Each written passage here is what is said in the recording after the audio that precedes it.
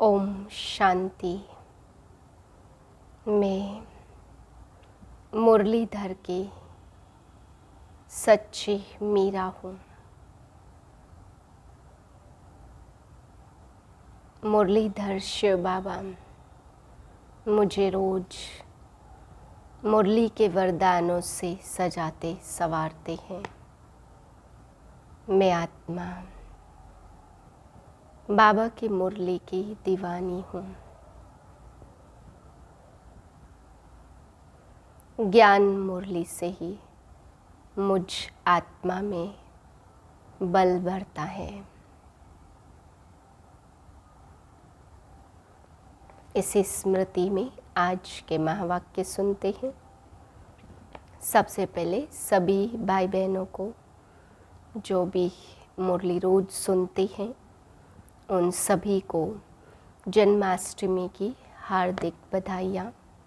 आज के दिन श्री कृष्ण के जन्मदिन का उत्सव यादगार के रूप में मनाते और वो कन्हैया, वो श्री कृष्ण श्रेष्ठ ते श्रेष्ठ इस सृष्टि पर सतयुग के आदि में जन्म लेते, जब वो आत्मा बहुत सुंदर होती और फिर वही आत्मा अनेक जन्मों के बाद साधारण ब्रह्मा तन में आती है, श्याम बन जाती। इसीलिए सभी प्रेम से श्री कृष्ण के नाम को श्याम सुंदर कहकर पुकारते हैं। उसको मोहन भी कहते, यानी जिसके अंदर कोई मोह नहीं हो, जिसको सारी दुनिया मोह करे परंतु वो किसी को भी मोह ना करे, सभी से उसका प्रेम हो लेकिन मोह ना हो, ऐसे दिल को मोह लेने वाले मोहन का आज यादगार दिन है।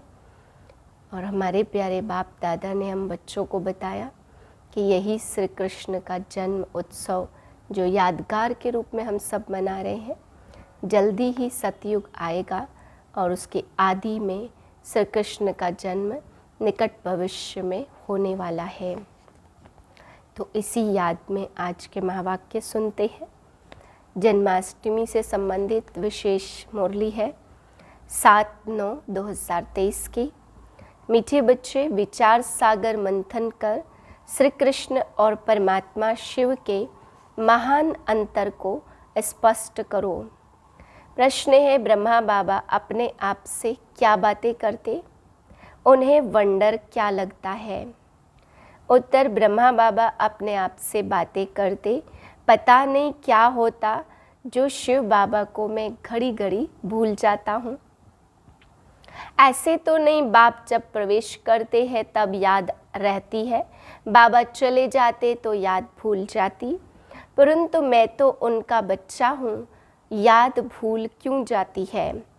क्या मेरी याद से ही बाबा आते हैं?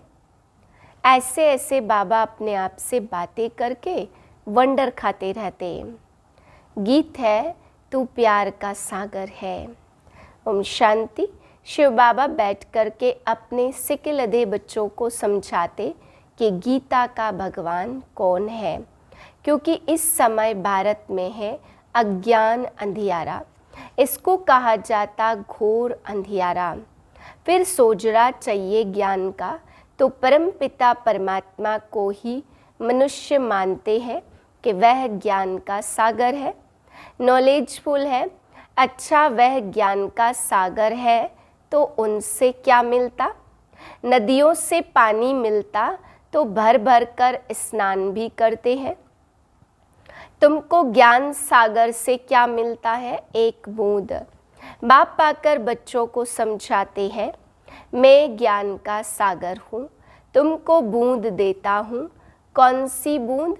सिर्फ कहता हूँ मैं तुम्हारा बाप हूँ, तुम मुझे याद करो।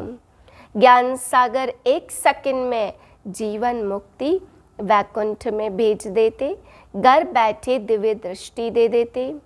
मनुष्य तो एक दो को सामने दृष्टि देते, बाबा घर बैठे साक्षात्कार करा देते। एक बूंद मिलने से तुम यहाँ से चले जाते हो, यहाँ बैठे बैठे तुम वैकुंठ में चले जाते हो।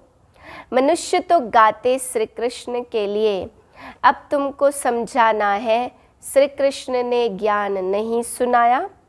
पहले पहले तो कहते श्री कृष्ण ने माता के गर्भ से जन्म लिया। कंसपुरी थी, फिर आवाज हुआ, हे कंस, तुमको मारने वाला अब आ चुका है। यह तो जानते हो सब असुर है।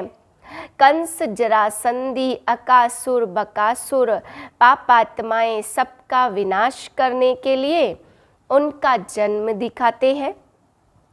तो श्री कृष्ण ने जन्म लिया, वह तो छोटा था। फिर ज्ञान कब दिया? वह तो युद्ध के मैदान में श्री कृष्ण का बड़ा रूप दिखाते, छोटा तो दिखाते नहीं। वैसे ही श्री कृष्ण जयंती के बाद फिर गीता जयंती दिखाते। कुछ समय के बाद जब वह बड़ा हुआ तब ज्ञान दिया होगा। यह भी दिखाते जन्म लिया है। टाइम भी दिखाते रात्रि के समय, जहाँ तुम देखते हो शिव बाबा की पधरामनी हुई है। कोई को पता नहीं है कि कब प्रविष्टा हुई।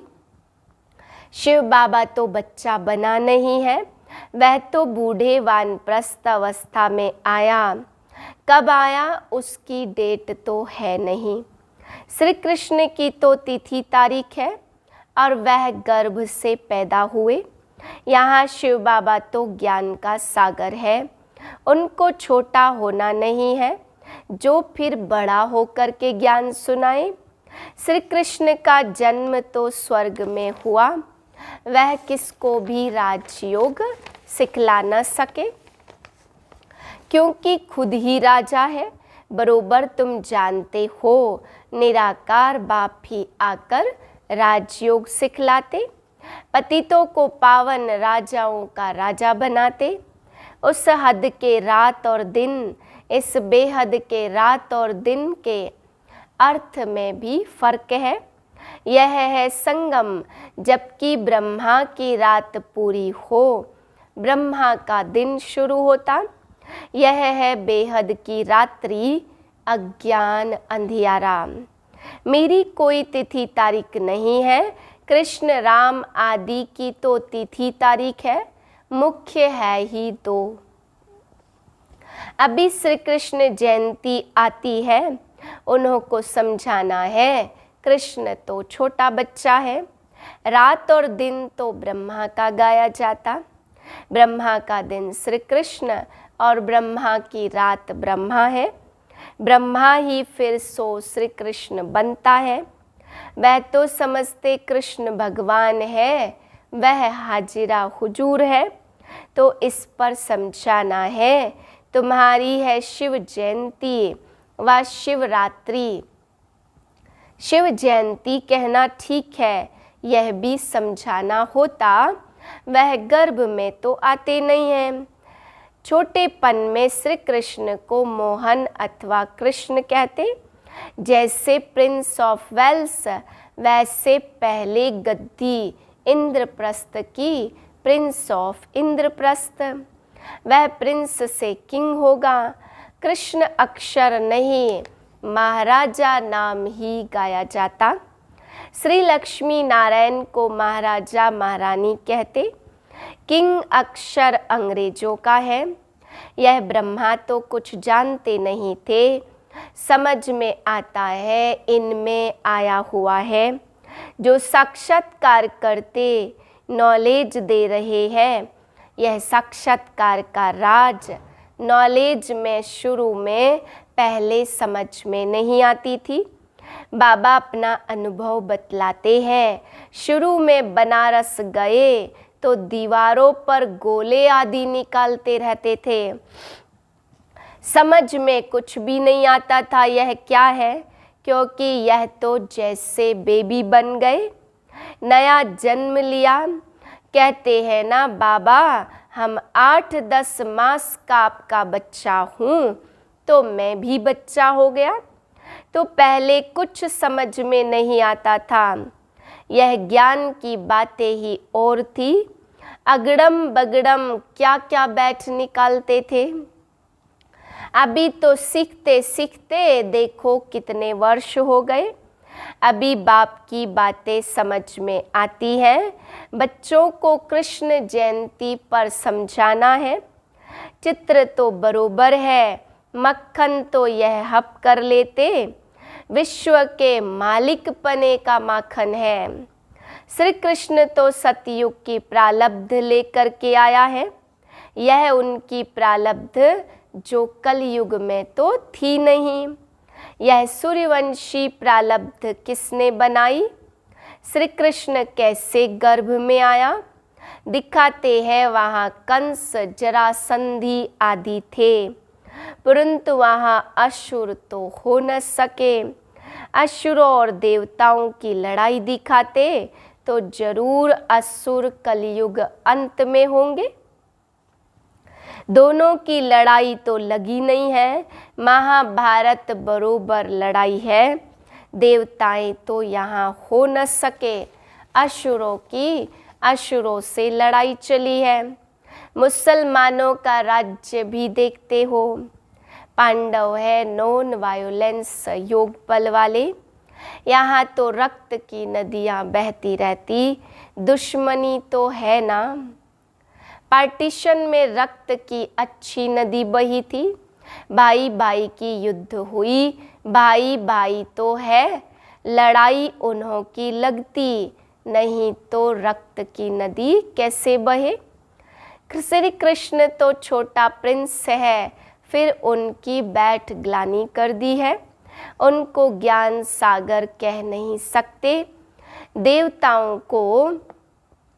देवताओं की महिमा गाई जाती, सर्वगुण संपन्न मर्यादा पुरुषोत्तम। लक्ष्मी नारायण को सतयुग में और कृष्ण को द्वापर में ले गए हैं। कुछ तो सुलटी कहानी भी बताओ। कृष्ण की भी उल्टी सुलटी बातें और राम सीता की भी कुछ न कुछ बतलाते हैं। मनुष्य का नाम सुन मूझ जाते, श्री कृष्ण कहने से तुम चले जाते हो सतयुग में। यह नर से नारायण बनने की कथा है, श्री कृष्ण बनने की कथा नहीं है। सत्य नारायण बनने की कथा कहेंगे। श्री नारायण की कथा से बेड़ा पार हुआ। बरोबर बाप बैठ बच्चों को नर से नारायण बनने की सच्ची कथा सुनाते। श्री नारायण तो बड़ा कौन है?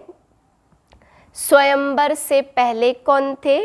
क्या लक्ष्मी नारायण ही नाम था या दूसरा और कुछ नाम था?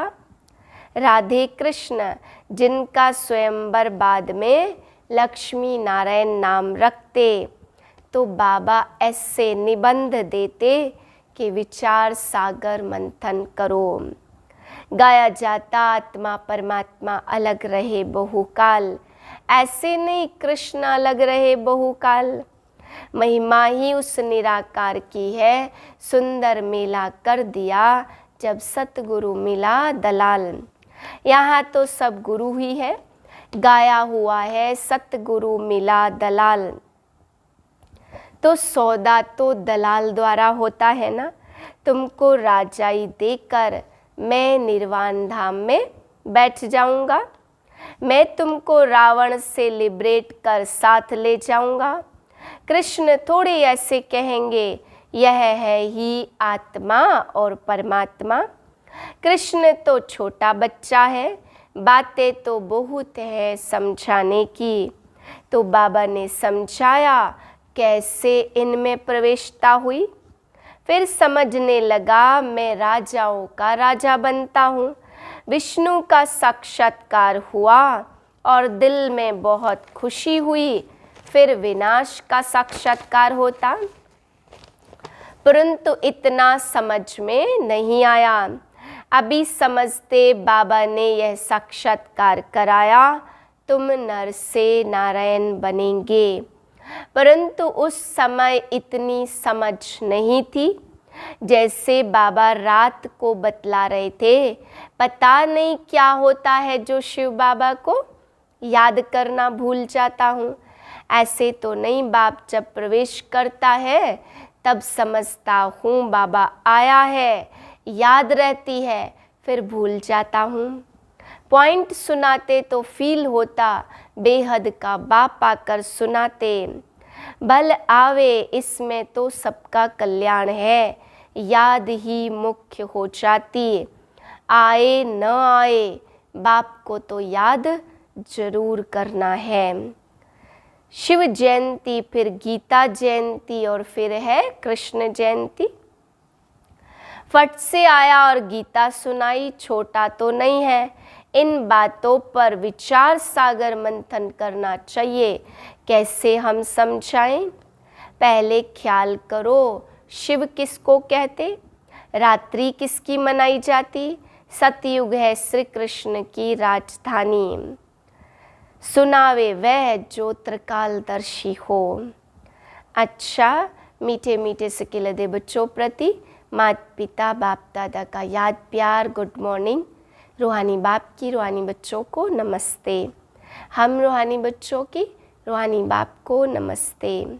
धारणा के लिए पहली पॉइंट, मास्टर नॉलेजफुल और त्रिकालदर्शी बन श्री कृष्ण और परमात्मा शिव के महान अंतर को स्पष्ट कर घोर अंधियारे से निकालने की सेवा करनी है। दूसरी पॉइंट, बाबा जो ऐसे निबंध देते उस पर विचार सागर मंथन करना है, ख्याल करना है कैसे किसको समझाएं।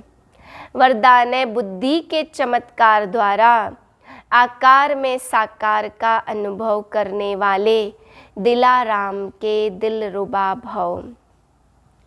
कई बच्चे आए भल पीछे है, लेकिन आकार रूप द्वारा भी अनुभव साकार रूप का करते। ऐसे अनुभव से बोलते कि हमने साकार में पालना ली है और अब भी ले रहे हैं। तो आकार रूप में साकार का अनुभव करना यह बुद्धि की लगन का, स्नेह का प्रत्यक्ष स्वरूप है। यह भी बुद्धि के चमत्कार का सबूत है। ऐसे दिलाराम बाप के दिल के समीप, ऐसे बच्चे दिलाराम के दिलरुबा है, जिनके दिल में यही गीत बजता, वाह मेरा बाबा वाह। स्लोगन, त्यागी आत्मा के हर कर्म व कदम में सफलता समाई हुई है। ओम शांति।